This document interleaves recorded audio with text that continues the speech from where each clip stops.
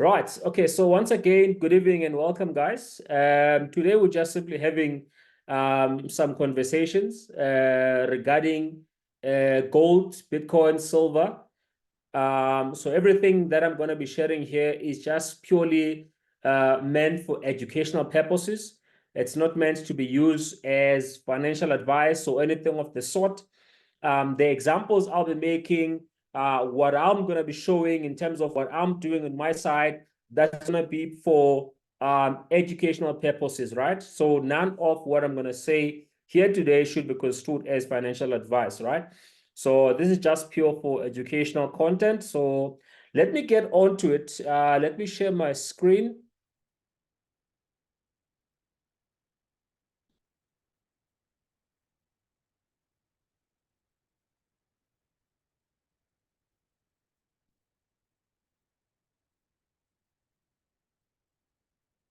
Right, so if you can see my screen, please type for me a 1 in the comment section so that I can see that you can indeed see my screen. Right, there's a 1. Great stuff. So I think maybe to kick things off, I think for a very long time, I've always been a person who is very curious when it comes to money. Over the years, I've learned quite a bit. I'm still learning every single day. I'm very curious, not just about money, but what I'm curious about is that, what separates the ordinary people, right? You can have two people growing up under the same roof with the same parents, under the same circumstances, but then one grows to be rich and the other one grows to be not rich. So I've always find that actually quite fascinating, where people can be born in the same room, exposed to the same, in terms of environmental setup growing up. But then one chooses one path, one chooses the other path, and one ends up being rich and the other one ends up not being rich. So I always find that to be quite fascinating. People growing up in the same house or people growing up in the same neighborhood, experiencing, more or less the same, of everything in terms of their upbringing, right? So I always find that fascinating. So as such, I've really been a person who likes to just to learn, as much as I can regarding money. And I think anyone who actually intends on being, whatever rich means to you, whatever wealthy means to you, but anyone who intends on being rich or wealthy over time, I'm sure that is why you're also on this call, right? You are as curious as myself as to what is it, how do things actually work out there, and how is it that people actually get to become wealthy. Now, I follow quite a few people like Robert Kiyosaki, people like Grant Cardone, the people that you possibly know, right? I follow a lot of these guys and I learn a lot of, from them regarding wealth, regarding entrepreneurship, regarding money, regarding real estate, different assets and the things of the sort, right? Now, one of the things that really caught my eye was I got involved in Bitcoin back in 2015, first time I heard about it, but I really got involved in it late 2016 and 2017. I really went full time. But I do remember a time where people like Robert Kiyosaki hated Bitcoin, right? They never understood Bitcoin. And, I think for those who truly understood Bitcoin, we always believe that, these people will come around, in the future once they really understand what this thing is about, because he was already preaching about gold and silver, right? And the reason why he was promoting for people to buy gold and silver is the very same reason why actually, or part of the same reason why Bitcoin actually exists. And that is why for a long time, it has been referred to it as gold 2.0, right? So he has come around. I've seen a video by Grant Cardone. He's also one of the guys who was a huge critic of things like gold, things like Bitcoin. And now he recorded a video saying that he actually sold a house worth 2.5 million. And guess what he did with that money? He bought Bitcoin. Then you've got people like Michael Saylor, the chairman of the board of MicroStrategy. who also in the early years of Bitcoin hated Bitcoin, but he has since come around to be one of the proponent of Bitcoin, right? I don't think there is a much more a credible voice right now in Bitcoin, or someone who is really an advocate for Bitcoin like the way he is, right? So it's been interesting to see people actually change over the years. What's even been more interesting is the fact that we saw data back in 2016 when I got involved. We saw data which has since been hidden, which was showing how many companies, I'm talking big corporations, I'm talking banks, your BBVA Bank, your JP Morgan, your Wells Fargo, Barclays, all these banks, how many of them were actually investing into Bitcoin startups as early as 2012, believe it or not. So even though you would see Jamie Dimon saying that Bitcoin is fraud and so forth, in the background, his bank, his family, they're actually investing into Bitcoin, right? So it's been interesting to see how this thing has been unfolding over the years. But as I said, today we're talking about gold, Bitcoin, and silver. Now, so maybe let's start here. I'm sure we probably are all aware of the fact that what we call money has been evolving over the years, right? And one of the fascinating things for me is the fact that money actually, any evolution or any step in the evolution of money never really came from government. It's always been from the free market, and then the governments obviously come in and they step in, and then they control and do the things that they do the best with that particular form of money. And maybe in the pretext, and I'm saying pretext here very loosely, but maybe in the pretext of for the common good, right? Maybe it is for the common good. We don't know. But, money has been changing over the years. What we call money has been changing over the years. But the bottom line, it's always been what a group of people actually agree that this particular item actually has value, right? And therefore, they agree to exchange goods and services for that particular item of value. I mean, things like bartering, where we exchange goods and services, right? Things like other physical objects. One of the interesting things I found over the years is the fact that everybody talks about a salary, but very few people understand where that word actually comes from. That word comes from the word salaria, right, which means salt. So at some point, the Roman soldiers were literally getting paid a salary in salt, right? But then they would use this as commodity to go and buy other stuff that they need to buy, because everybody back in the day actually agreed that actually had value. And then we had paper money. From paper money, we had gold, we've got gold as well. Then we've got plastic cards, which interestingly also did not come from governments or banks, actually came from the car manufacturers, right? Or the petrol companies.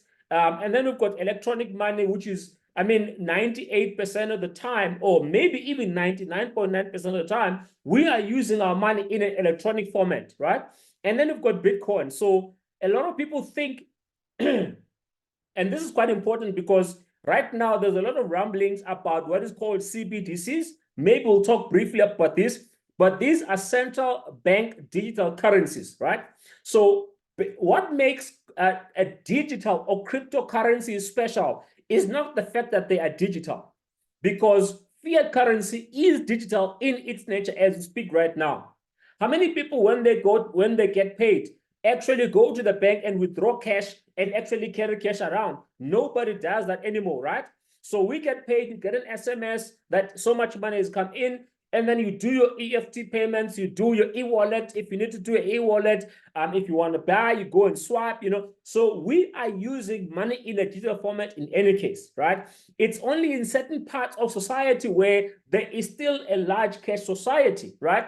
So fiat is digital. 97% of all the money that is in the world is actually in a digital format. Only 3% is actually in coins and in notes, right? So which is quite interesting. So money has been changing. Today, we refer to cryptocurrencies as money, or we are using cryptocurrencies as money. I'm not sure, Colin, if you actually raised your hand intentionally or if it's a mistake. You can unmute yourself if you've got a question. Colin? Okay, I guess not. We will basically open up for questions at the end of the call, right? So today we've got what is called fiat currencies, right? So fiat currencies, these are government-backed currencies. I remember, I think it was 2017. I was doing a presentation in Dubai, and there was a couple in the room, and they both agreed that they actually hated Bitcoin. This is 2017. And asked them, but why? And then they said, it's because it's not backed by anything, right? And I found that quite interesting. And I asked them, what do you think backs the US dollar, right? And these guys were way much more learned than myself, right? And then they said, well, is it not backed by gold? I said, but who told you it's backed by gold? Because right now, there isn't a single fiat currency in the world that is backed by gold, right? Because the US dollar was backed by gold up until the year 1971, right? It's a very interesting history there on what happened, because in the 1940s, after the World War, right? The US was one of the last countries to actually enter World War II. And so they really never suffered any real economic or financial consequences. In fact, their economy actually boomed after World War II. But what happened was there was a Bretton Woods agreement whereby all the governments in the world, all the major powers in the world, descended, and they agreed to actually back their currencies with the US dollar, right? Provided that the US dollar is actually going to be backed by real physical gold, right? This is called the Bretton Woods Agreement. But then, many years down the line, which is actually 1971, President Nixon literally, quote unquote, stepped the world, in the back by actually removing the gold or the dollar from the gold standard, right?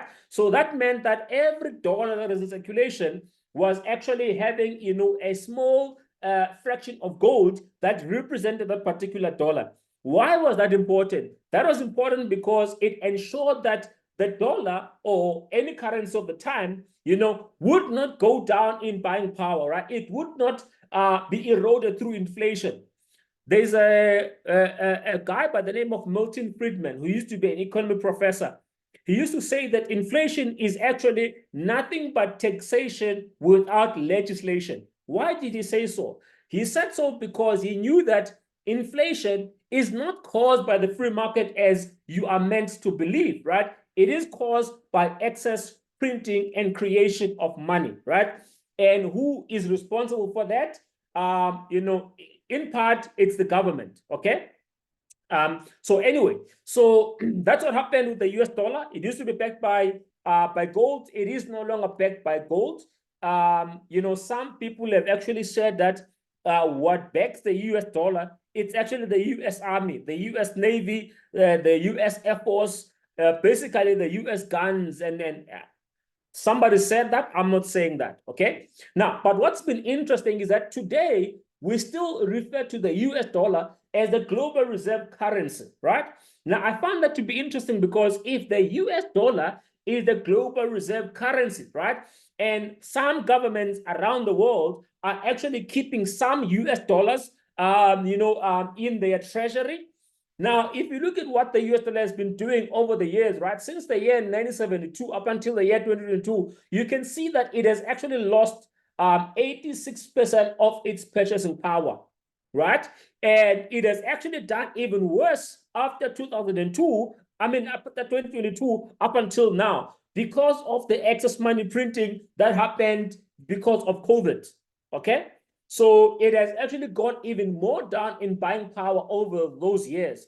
But why is this important? It's important because we work for money, we save money because money represents, stored energy, and therefore we work so that we can consume some money to survive today, but then we put, other money aside so that we can take care of our living expenses sometime in the future, okay? So if you are just keeping money aside, guess what's happening? It's losing buying power. You still have the $1, right?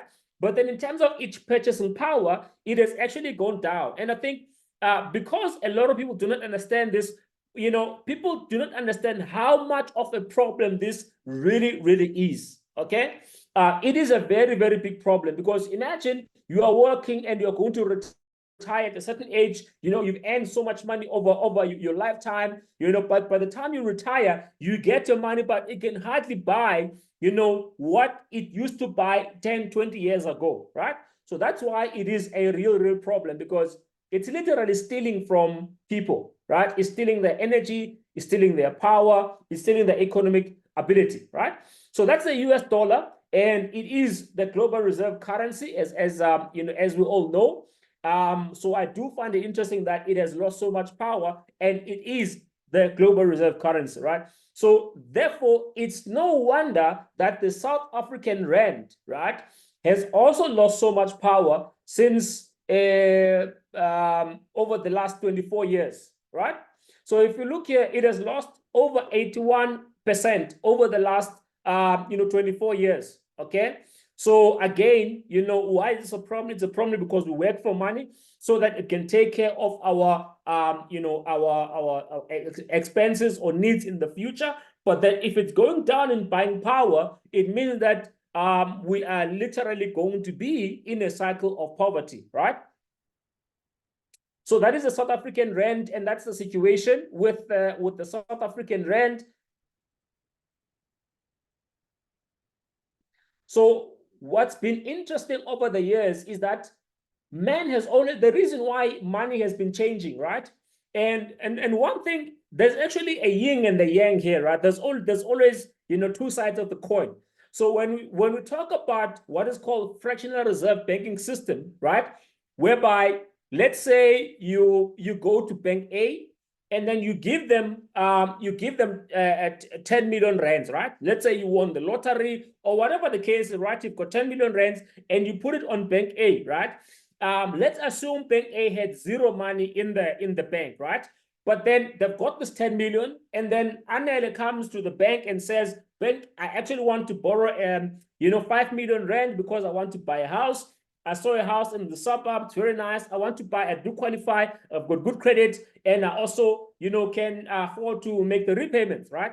Now, the general public out there assumes that bank is going to take that from the 10 million, it's going to take 5 million, it's going to give to Anele to go and buy the house, and then they will charge him, let's say 12%, and then whoever put the money in the bank, let's say they give him only 6%. So you can see that there is a spread of 6%, and people think that's how banks get to make money. That's not how banks get to make money. If banks only made money that way, then there wouldn't be any bank today, right? Banks would be bankrupt. So what literally happens is that with this 10 million that you have put in the bank, right? So because of what is called the reserve requirement, of which in the States right now, the reserve requirement is zero, right? Why is that important?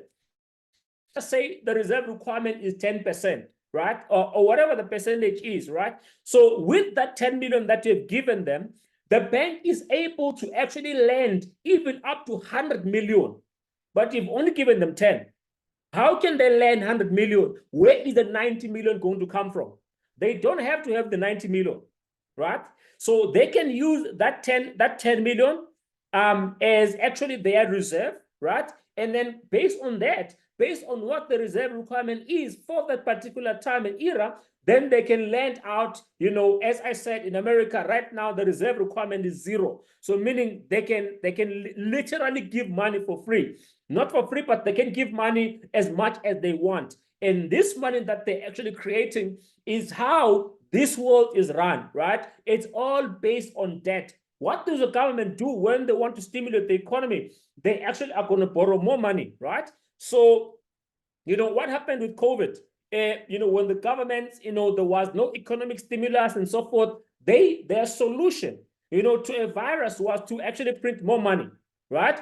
And printing more money does not mean that, yes, the money is created from thin air, but there has to be someone who is a lender, there has to be someone who is a borrower of that particular money, even though it's created from thin air, okay? So what I wanted to mention with this is the fact that when the US dollar was actually removed from the gold standard because of the fact that now they could easily lend out money. So the banks did not really have to have, X amount of gold, because remember, there's only so much gold in the world, right? So the banks didn't really have to have gold for them to borrow out money. They could just simply do a computer entry and just, create money from thin air, so to speak, right? So, but how did that affect the world?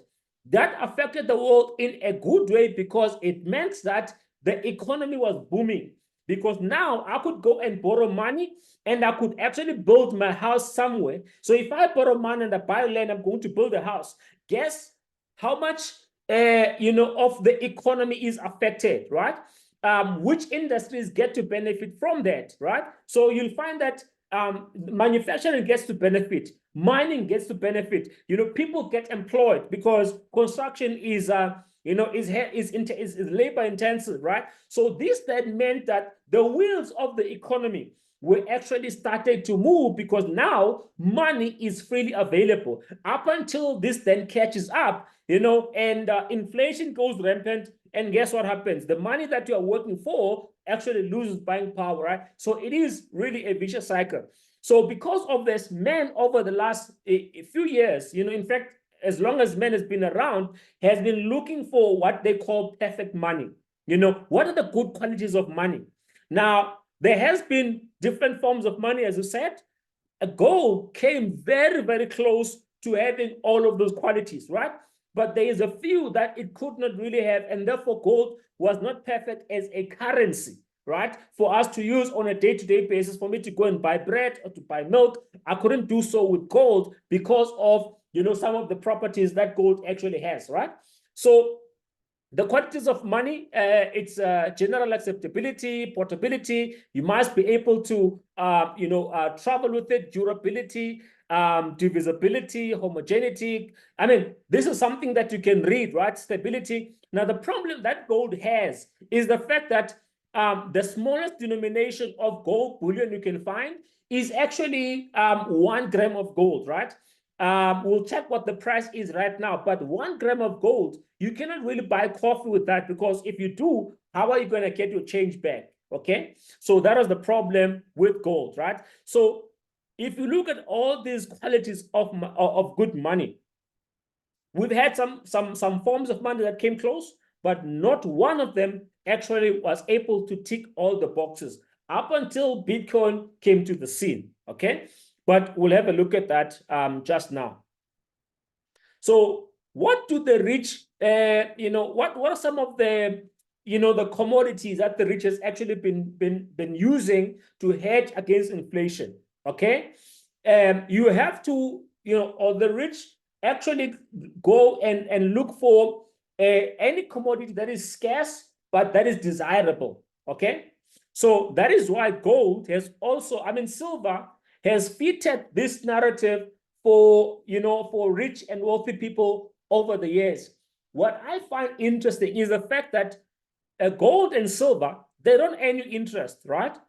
They just sit there. They don't do anything.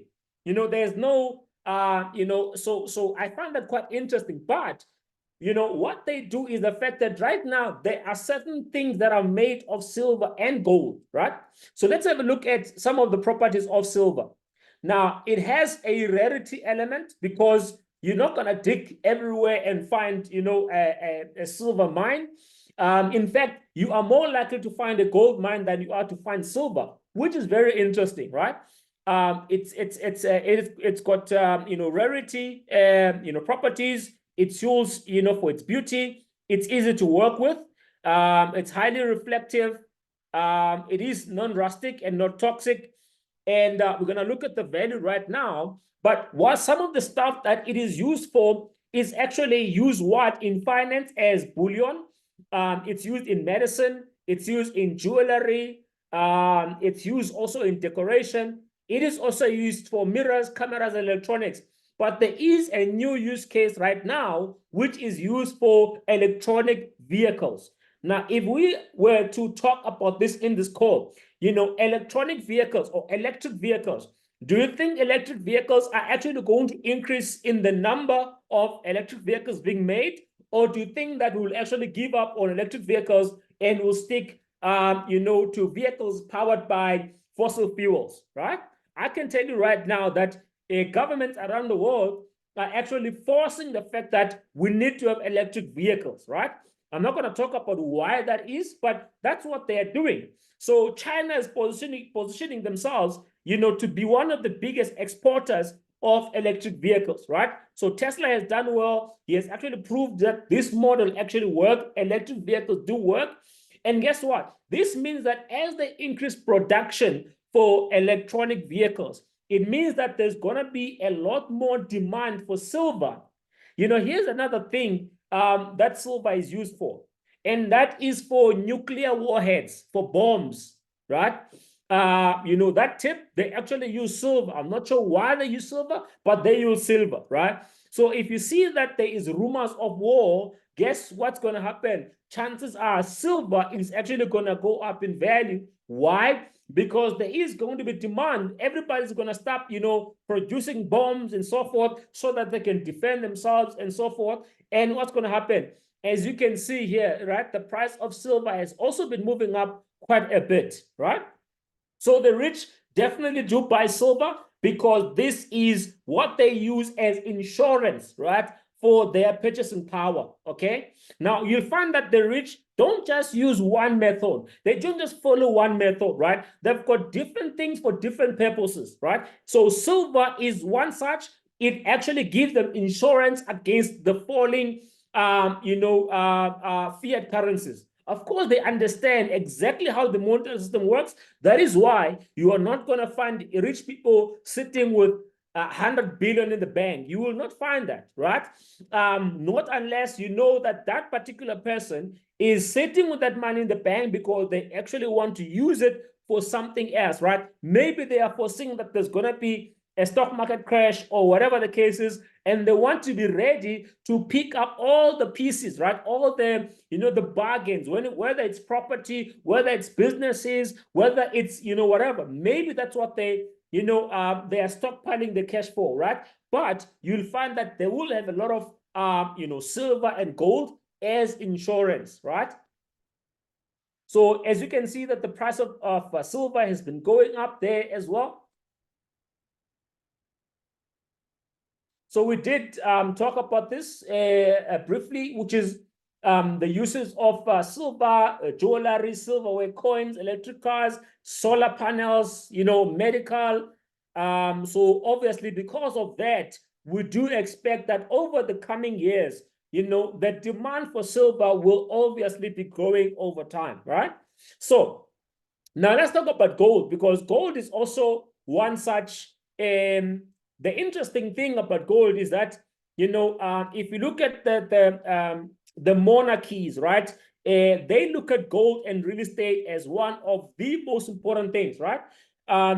So if you look at the global gold consumption, you'll see that a lot of it goes into jewelry. A lot of it, even people who buy jewelry, guys, as I said, I like to listen to this. Even people who buy, jewelry, certain types of jewelry. Yes, they buy it as jewelry, but then they keep it knowing that should that be, a world catastrophe and so forth, they will have stuff that they can use to barter with other people. That is why they're keeping gold. That's why they're keeping silver. In fact, I watched a video of this lady. Even the utensils at home, they are all silver, right? Even some of the stuff, decorations, it's either silver or gold, because she wants to use this in the event, there is a world catastrophe and so forth. She wants to be able to use that as as a tool to barter to get whatever she doesn't have, right? So, and then of course there is bullion. So bullion is just simply raw gold, like what you see here, But you might find that even in smaller quantities, this is 1 kilogram. You'll find that the smallest is actually 1 gram, right? So, and then of course, it's it's used in coins, metals. I'm laughing because I think it was Trevor Noah who made a joke about the fact that the British came and took our gold. and then they say you can win back your gold 1 medal at a time, right? And I found that to be quite funny and very, very interesting at the very same time, right? So there is some gold apparently used in electronics and in other cases, right? So what I want to mention here is that who is buying gold, guys? Governments are buying gold. Reserve banks are buying gold. They're stocking up on gold. And rich people are stocking up on gold. Family houses are stocking up on gold. Hedge funds are stocking up on gold. Big corporations are putting gold in their balance sheet, right? As well as silver. Why? Because this is it is the reason why you've got gold ETFs and all those things. It's because they are putting gold and silver in their balance sheet. Should there be anything that's unforeseen that happens, they know that gold will still be. I mean, it's been a form of money over the last 6,000 years, right? That is why it is called God's money. If you take out one gold out of the ground, you have no way of making that 1 kilogram of gold to be 10 kilograms, right? So there is no way to counterfeit it. There is no way to corrupt it. It does not rust. It just is. That's why they call it God's money. So, and the same can be said about silver, right? And some of the properties that it has, also rarity, beauty, easy to work with. It is also non-rustic and not toxic. It's used for medication. It is highly conductive. It's also used in aerospace and electronics, finance and bullion, jewelry, and so forth, right?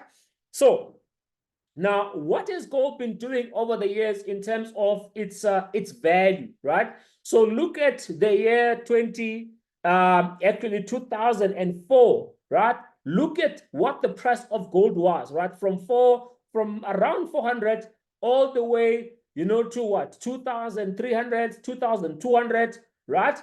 Over the last, 20 years, okay? So anyone who's been working and actually storing their buying power in gold, will actually be in a much better space right now than if they had put their money in what? In fiat, okay?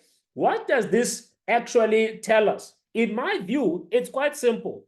Right now, we're living in an era where information is freely available, right? One of the I want to say maybe the simplest way, for ordinary people to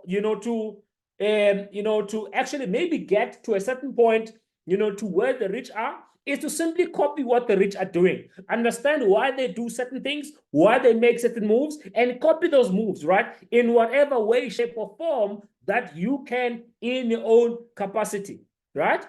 So, I was talking to someone, a friend, who is busy buying silver, and there's a company in Singapore that they are using to buy the silver, and he basically went there physically, because that's where they're vaulting the silver. He went there physically, and then he says to me that when they got there, this place, because of demand, they were busy expanding the place. It's silver, guys. It does not earn you interest, right? It's silver that they're holding. But they were busy expanding because so many people, there's a lot of demand for this particular, commodity, which is silver. So which means a lot of governments, a lot of hedge funds, family offices, reserve banks, rich and wealthy people are actually buying and storing their wealth in gold and in silver. Okay? So that's very interesting. So, and then we have what has been called gold 2.0, over the years. So let me just talk to you about the difference between gold, silver, in fact, maybe gold and just Bitcoin, right? Now, if you are holding, let's say, 100 kilograms of gold, right? You've been working, you've been, accumulating, you've got 100 kilograms of gold. Do you know that the history is littered with governments, kings, rulers, authorities who are confiscating gold from people, ordinary people? Elon Musk said something quite interesting a few years ago. He said, he said the governments, he says nobody has got more monopoly on violence like the government. I know we were told that no, it's a government for the people, by the people. I'm sure you saw during COVID, there was no by the people, for the people. You saw what the soldiers did, people were having to do push-ups, and stuff like that. So, I mean, it's a myth, right? It is a myth, right? I mean, whether we like it, it is a myth. But so Elon Musk says nobody has got more monopoly on violence like governments. In fact, the US government, not so long ago, I think this was maybe 2039 or 33, somewhere along those years, they said no individual is allowed to hold gold. And then they went around raiding people, taking and confiscating their gold, right? Did people get their fair share of the value for that gold? Not necessarily, right? So the problem with gold is the fact that it's physical. It has to be stationed somewhere. It is bulky. One of the key elements of the 21st century is that you want to be able to be a global citizen because you just never know what will happen in your country, right? So this thing of Inkabayam, I was born and bred here. This is my home. Yes, it might well be your home, but you just never know what will happen tomorrow, right?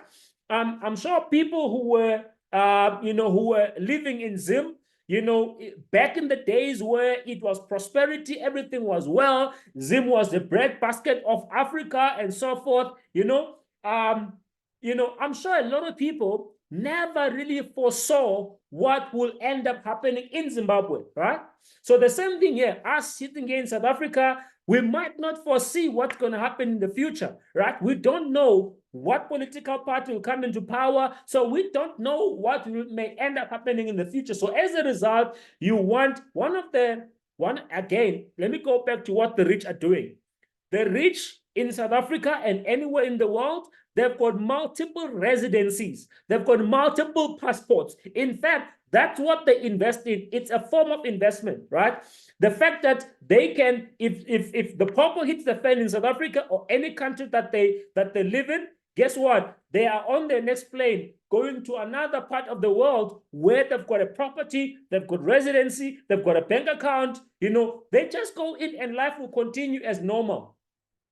This is one of the biggest flex of the rich people, right? It's the biggest flex of the rich people. Okay, so I mean, look at the US. Almost everybody wants to go to the US. It's the global, powerhouse. Everything is happening there. It's Hollywood, it's music, it's this or that, right? But guess what? Do you know how many US citizens are actually holding multiple citizenry or multiple passports? Are actually, some of them are even leaving the country as we speak right now. Some are in South America, some are in the Caribbean, some are in Europe, some are in the UAE and so forth. Why? Because they know, it's important for them to have, multiple residencies, right? So, so the reason why then, gold is a problem is because if I want to up and go, there's no way I'm actually going to leave this country with a few kilograms of gold, right? If they do allow me to leave the country, I'm going to pay so much tax. There's going to be so much paperwork. Where did you find this gold? Where did you buy it from? Was it black? Was it yellow? Was it colored? Did he actually, get the gold legally or illegally? It becomes a whole nightmare, right? Do you remember Mark Shuttleworth? So Mark Shuttleworth, he sold his company. He had lots of money. He wanted to skip the country, right? By the way, he wanted to financially immigrate to Guernsey, right? Which is a small island off the coast of the UK. But this guy had to fight because SARS wanted to hold on to most of his money. Why? His money was in the bank, okay? So gold is a problem. Fiat currency is a problem. Why? Because somebody else is in control of what you can do with it, right? Especially if it's in large quantities, okay? So what is gold, right? Or what is Bitcoin? One, It's a currency. So what does that mean? What do you mean when you say it's a currency? It means that I can buy goods and services with my Bitcoin. Okay.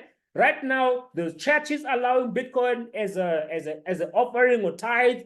The schools allowing Bitcoin as a form of payment. In fact, one of the first, car dealerships to accept Bitcoin as a form of payment back in the year 2013 was a Lamborghini dealership. Right? So that is why if you've been in this space long enough, you will see that people have always been saying, when Lambo, right? When do I get my Lambo? When does Bitcoin go to the moon? Then I'm so rich that I can buy a Lamborghini, right? That's where it comes from, because the first dealership to accept Bitcoin as a form of payment was actually a Lamborghini dealership. And right now, guys, this thing is so far gone down the road that we've got a country called El Salvador that has Bitcoin as the legal tender, right? Now, right now, it's school curriculum that all the kids from primary school are taught about Bitcoin. Businesses accepting Bitcoin as a form of payment. So, there are countries where you can even pay your taxes using Bitcoin. So Bitcoin is a form of money, right? It's a currency, okay? So, and number two, unlike anything we've seen in the past, remember we said Bitcoin is good as a commodity, but in terms of being a currency, it's not so good, right? But then Bitcoin is good as a currency because even though one Bitcoin can get to 10 million rand, which it will, you can still use a Bitcoin to buy coffee. You will just simply be using a 0.00 something of a Bitcoin, which is what we call Satoshis, okay? Because one Bitcoin has got 100,000, Satoshis, right? So, and then you've got, so Bitcoin is also commodity. Why? Because it's rare. There's only so much of it that will ever exist. So the same thing as with gold, right? Gold is rare because you are not going to find gold everywhere you go, right?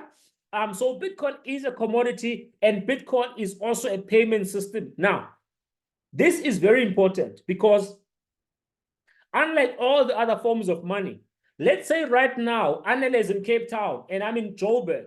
I want to give Anele 5,000 Rand, okay? It's not possible for me to do so without using a third party, right? It is I'm going to send him an e-wallet. What am I using? A bank.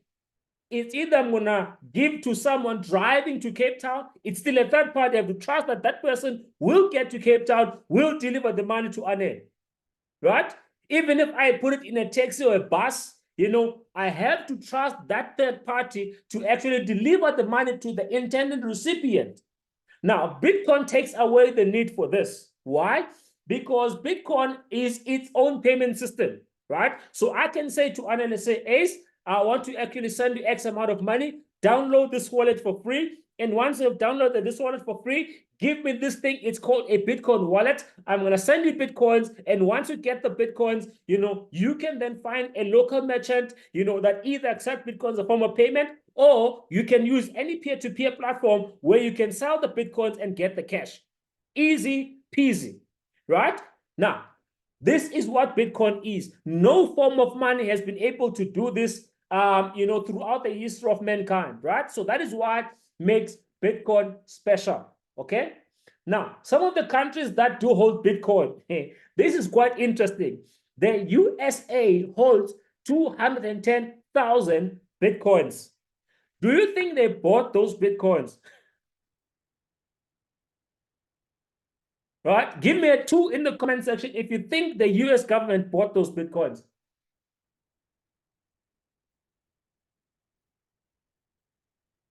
Right? So obviously they did not buy those Bitcoins. They just have to find you doing something not 1,000% correct. Even if you're 99.999% correct, if you've got a lot of Bitcoins, they'll find something against you and then they will grab those Bitcoins. It's as easy as that, right? So China, exactly the same thing. Government sees other people's Bitcoin, it's yeah. And then you've got the United Kingdom, you've got Germany, you've got Ukraine, and then you've got El Salvador. There is a few other countries which, are not mentioned here that are also holding Bitcoin, I don't think our government is holding any Bitcoin, guys. I don't think they do. Anyway, so one of the things that really makes Bitcoin special is the fact that Bitcoin is deflationary. Remember, your rand, your US dollar, your Chinese yen, all of them, they've got one thing in common. That is, they lose buying power over time due to inflation. Now, Bitcoin, on the other hand, as you may well know, it appreciates in value over time. Why? It's designed to do exactly that. It's in the mechanics of how Bitcoin operates. And then why is it that the rand or the dollar goes down in value over time? It's designed to do exactly that. It's in the mechanics of how fiat currencies work. They are designed to lose value over time, right? Nobody's going to tell you that. I'm telling you that they are designed to lose value over time, okay? So now, how do we know this? 2008, we've got the huge financial crash. The banking system was responsible. The regulators, did not do their job and so forth and so forth. Guess what happens, right?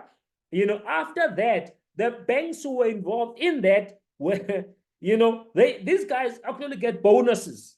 Nobody got fired. The entire world was put in disarray, but nobody got fired for that.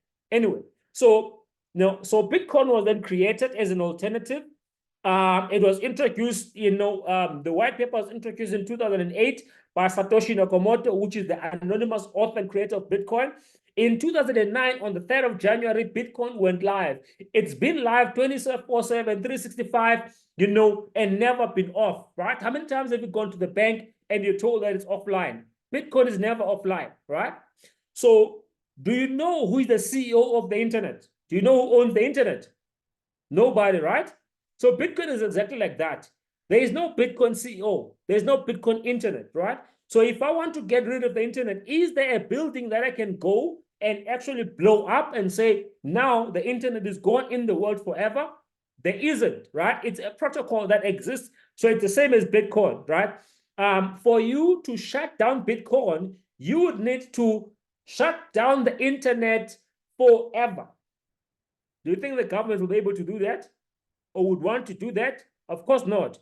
And even if you were to shut down the internet, guess what?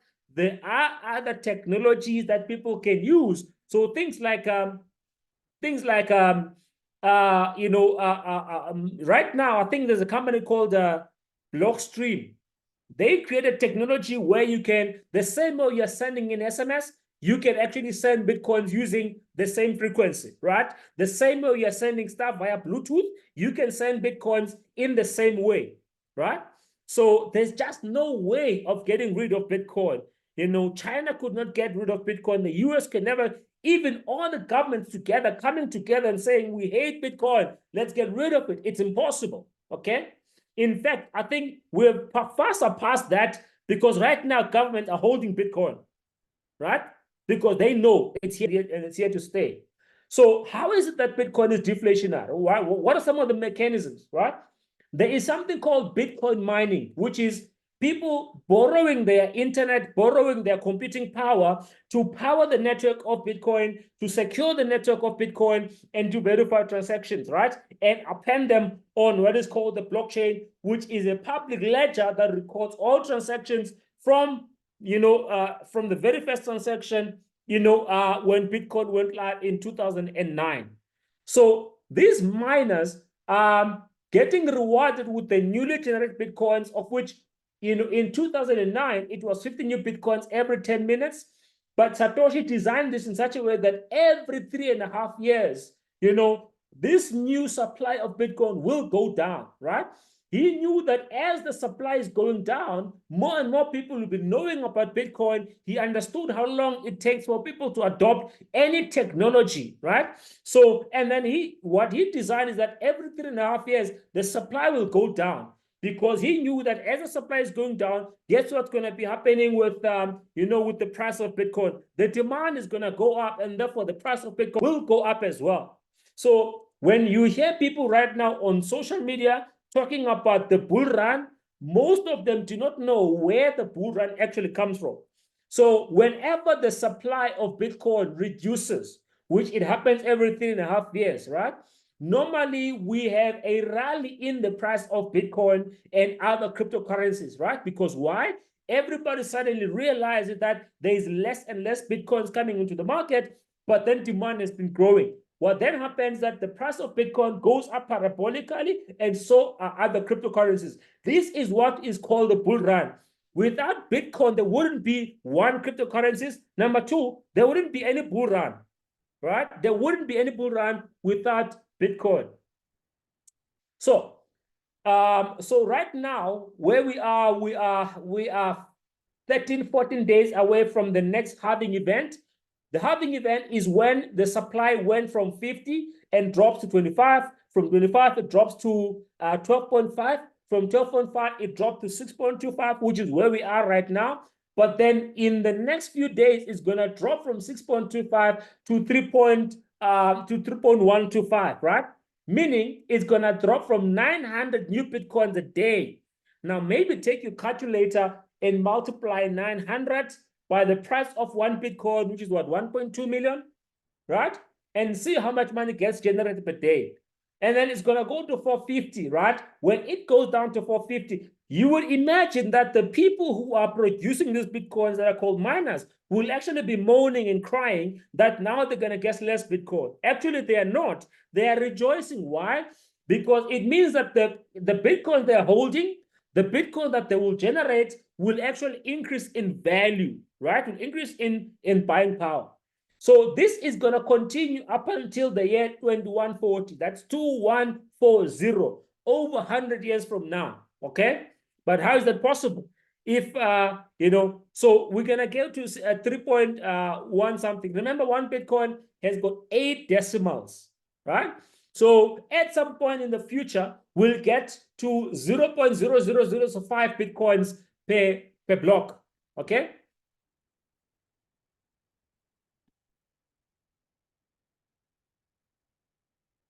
All right, so here's something interesting here.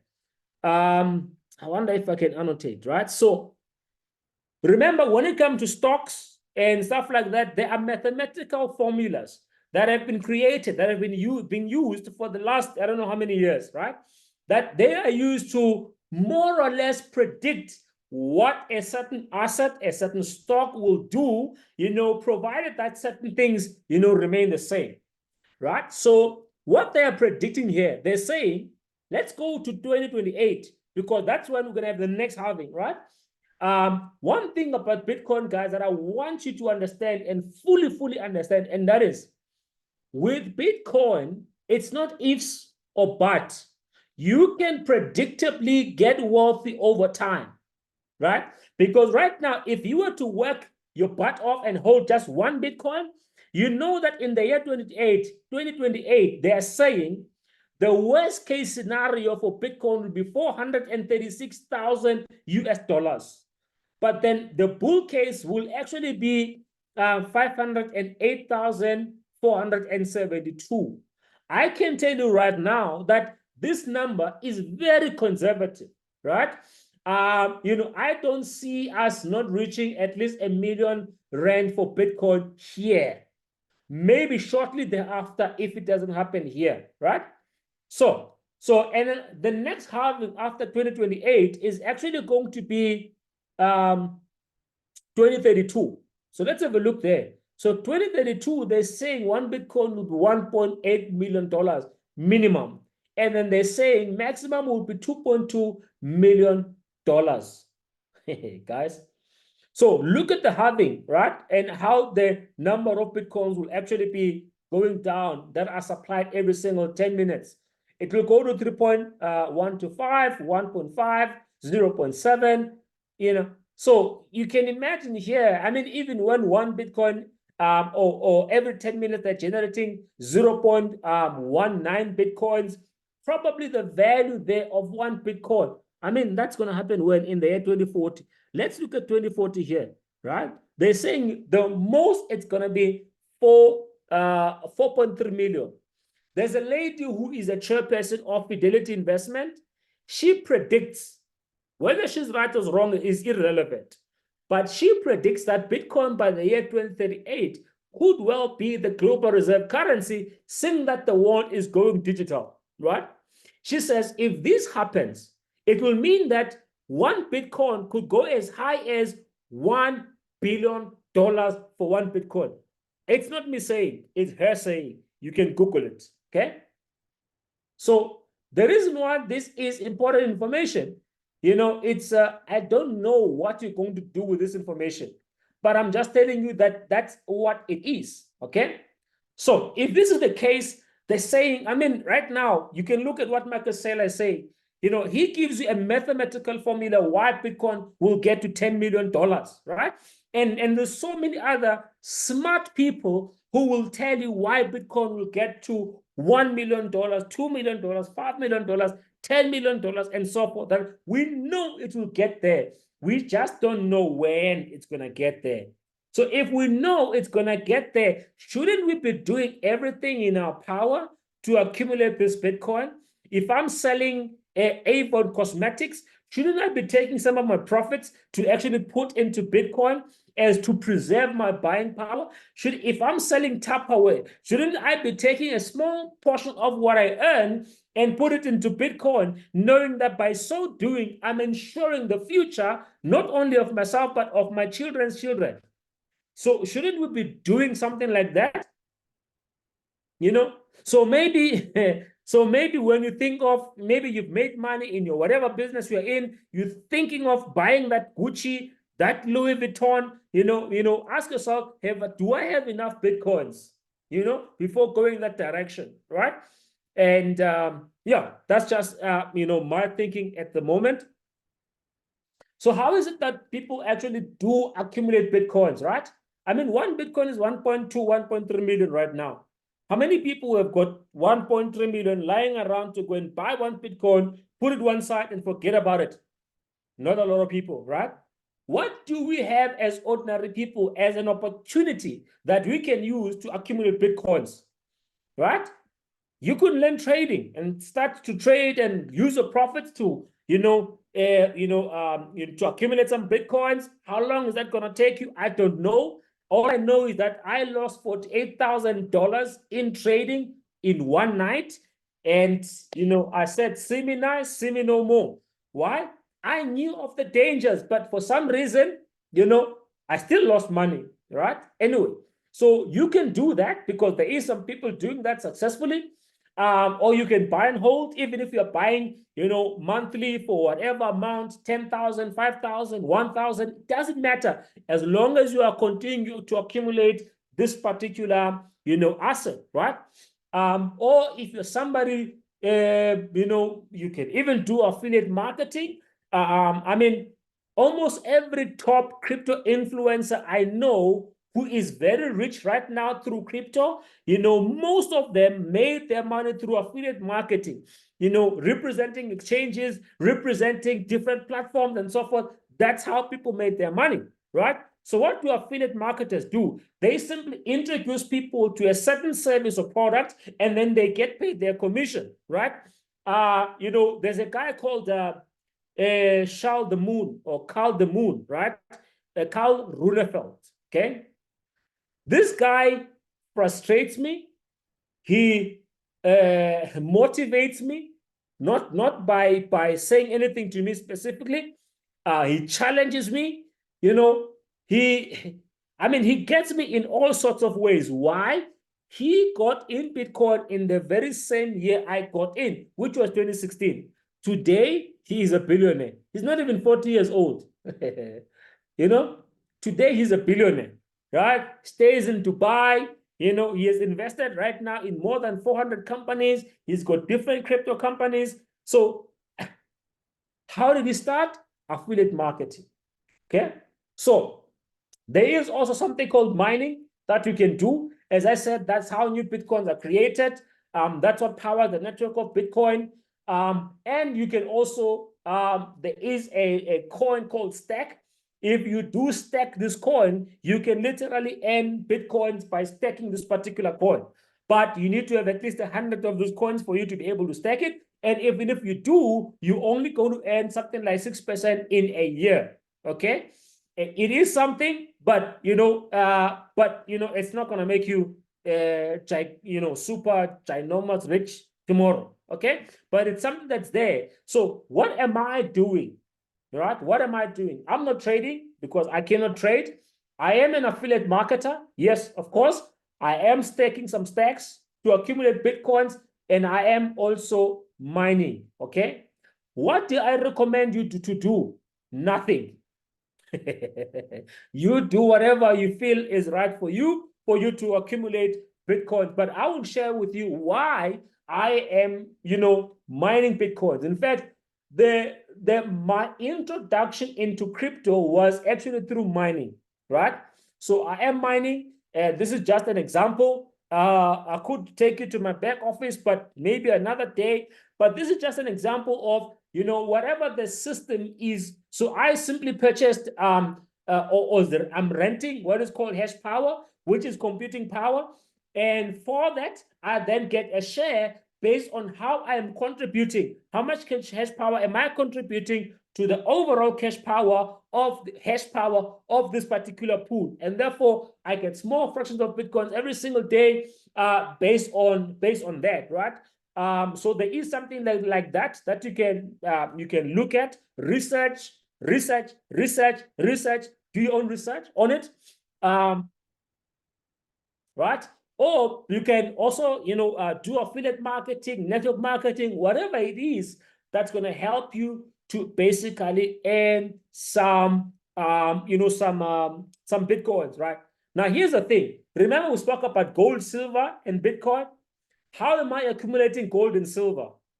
If I tell it's through gaming, you wouldn't actually believe me. So I'm not going to tell you. I'm actually going to show you what is it that I do to accumulate gold and silver. Okay.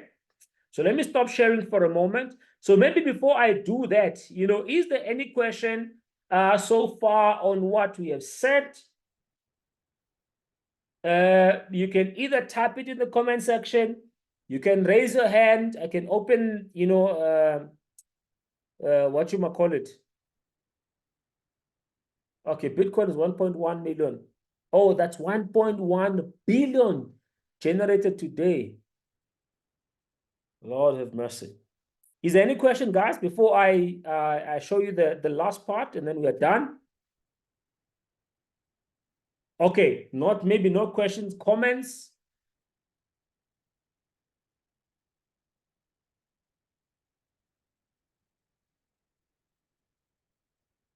It's either I've given you too much information or I've left it or you are in between. I would love to hear some comments, questions before I show you the last part, and then we are done. It's gonna maybe take just 2 minutes. You can unmute yourself, by the way.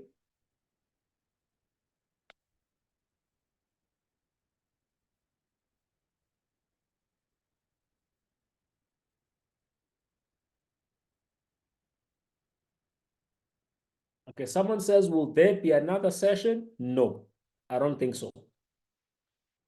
I don't think so.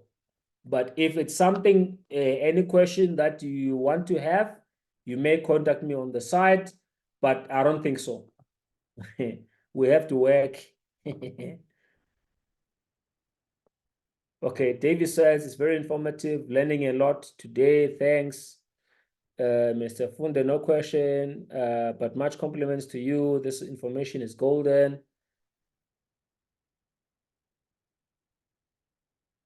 No question, but a comment.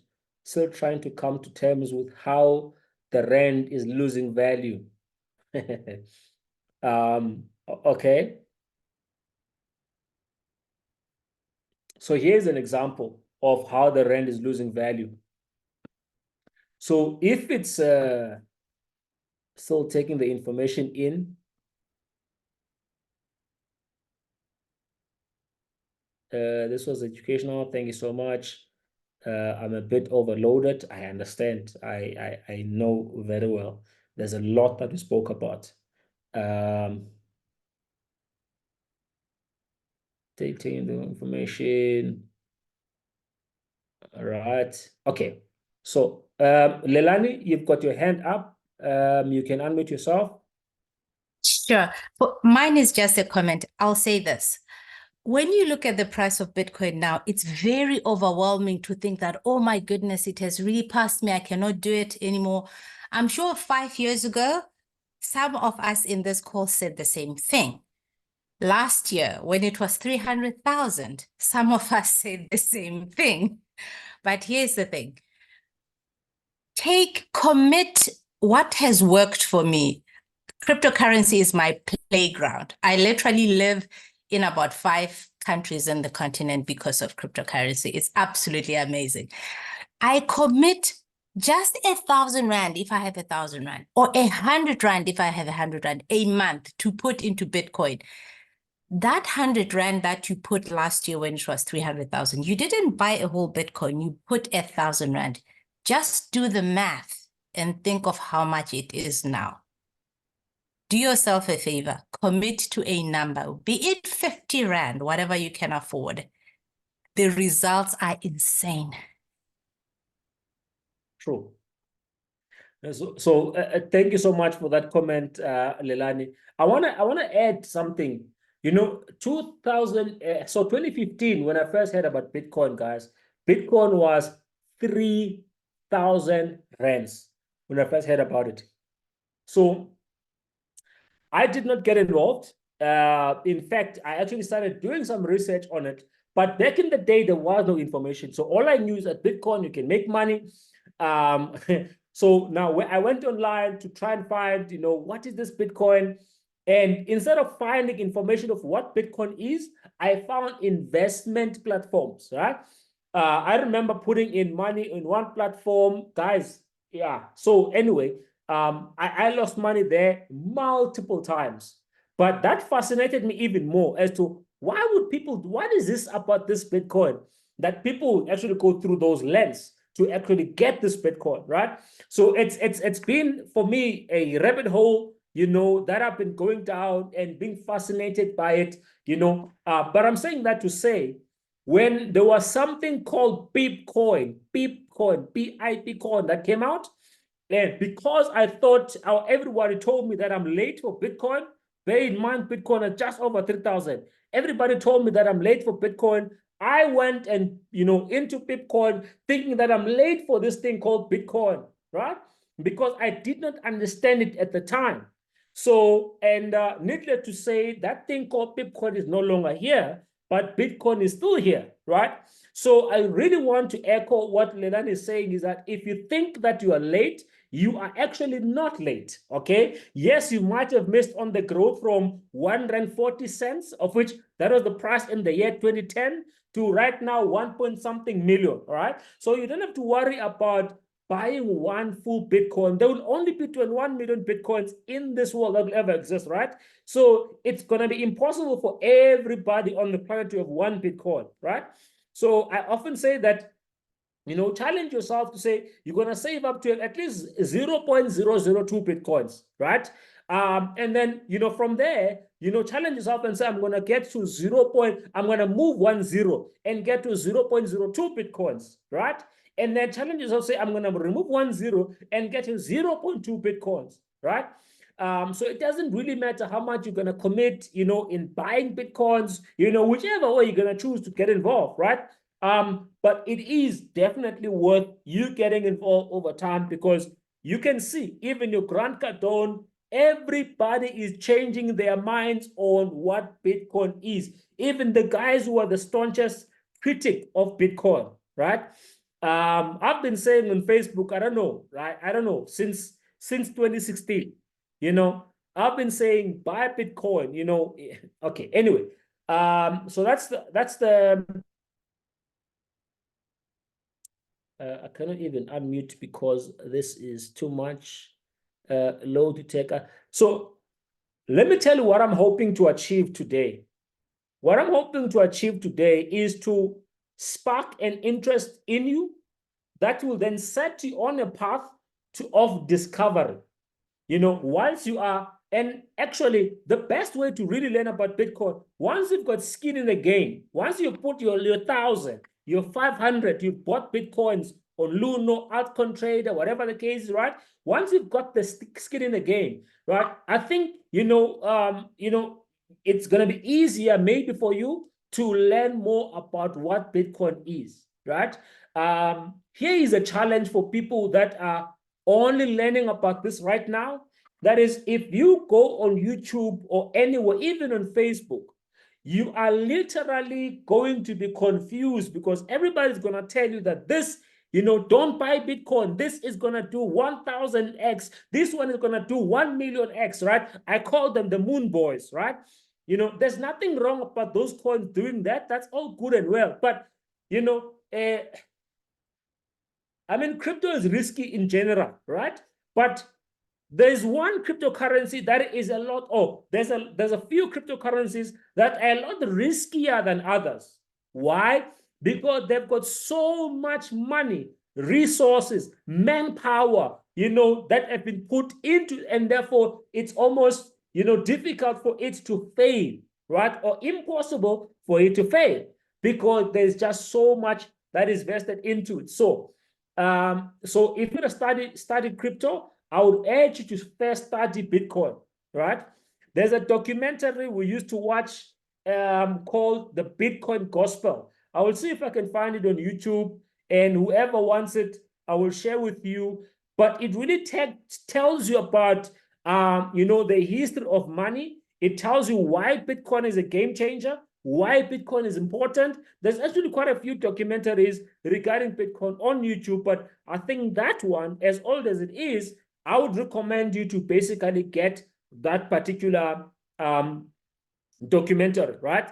So that it can really set you on a path. I think it's only when you fully understand what is Bitcoin, what problem is it really solve, how big is that problem, how well is it doing in solving that problem, then you can look at, different cryptocurrencies, because of course there is opportunity in other cryptocurrencies as well. We can never dispute that. But what I'm saying, make sure that if you're building a cryptocurrency portfolio, you want to make sure that Bitcoin really is the cornerstone for that cryptocurrency portfolio, right? And then you've got, any other stuff that you can, buy, whatever the case is. But obviously, there's one thing that Robert Kiyosaki, once said, which really resonates with me, and that is when people are often asking him, Robert, where should I invest my money? I've got $1 million. I've got this much, where should I invest it, right? And then he says, you only invest your money in the asset, that you are willing to study. If you're not willing to study Bitcoin, maybe don't put your money in Bitcoin. If you're not willing to study gold, silver, real estate, whatever, then don't put your money in it, right? Put your money in something that you're willing to study. And I want to agree with that, right? I think because of time, I am not going to show you what I wanted to show you. But what I can tell you is that there is a game. Maybe let me use just 2 minutes. Let me see if it's open. There is a game that I'm doing where I am collecting some digital, some digital gold and silver.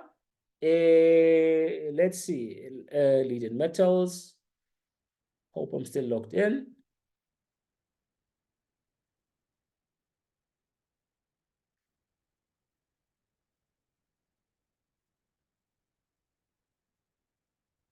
So they see these guys moving up and down.